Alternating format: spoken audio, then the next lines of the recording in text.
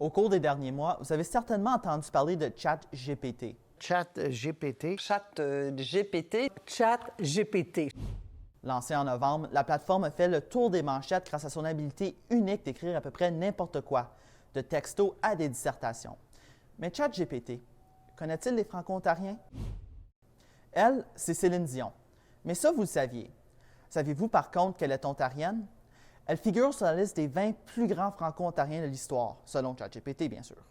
Mais le problème, c'est que Céline Dion, elle est née à Charlemagne, dans la région de Lanaudière, au Québec, et non à Charlemagne, dans la région de Simcoe, en Ontario. Céline Dion n'est pas la seule intruse sur cette liste. Robert Charlebois, Louis Riel, Maurice Duplessis, tous des Ontariens selon ChatGPT. En fait, sur cette liste de 20, et je dis 20 vraiment généreusement puisque les serveurs de ChatGPT ont planté après 16 noms, seulement 3 ont des liens à l'Ontario et parlent français. Et si nommer des francophones ontariens marquants était difficile, c'est encore pire lorsqu'on demande à la plateforme de nommer des artistes, des athlètes et des auteurs franco-ontariens. Non seulement est-ce que la grande majorité des personnalités sur les listes générées sont québécoises, mais ChatGPT invente des albums et des chansons fictives. Elle, c'est Nathalie Nadon, du groupe franco-ontarien Les Chiclets.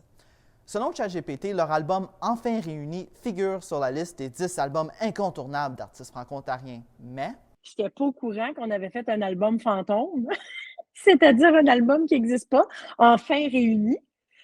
Mais c'est quand même un bon titre. les Chiclets ne sont pas seuls. C'est la même chose pour le groupe Swing qui a une chanson fictive sur la liste des 10 plus grands succès franco-ontariens de l'histoire. Je peux te confirmer que dans tout mon répertoire, puis même, il y en a une qui s'appelle Fausse fleur, mais jamais une qui s'est appelée Dans le sentiment. Pour un IA qui est supposément si remarquable, ChatGPT a de la difficulté à créer des listes franco-ontariennes. Puis après tout, c'est pas comme si ChatGPT ne sait pas c'est quoi un franco-ontarien.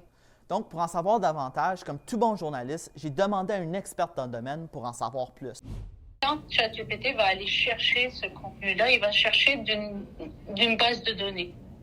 Puis cette base de données, elle est fournie à un modèle IA, qui est donc ChatGPT, qui est constitué de réseaux de neurones artificiels.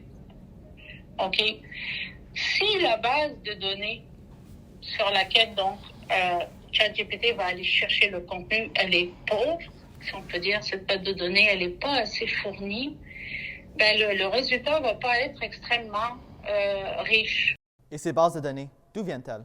On suppose que peut-être ils ont acheté beaucoup de bases de données tirées de Wikipédia. En tout cas, cette expérience m'a appris quelque chose, c'est que lorsque ChatGPT ne connaît pas la réponse à une question, il est simplement pas programmé pour dire « ben je sais pas ».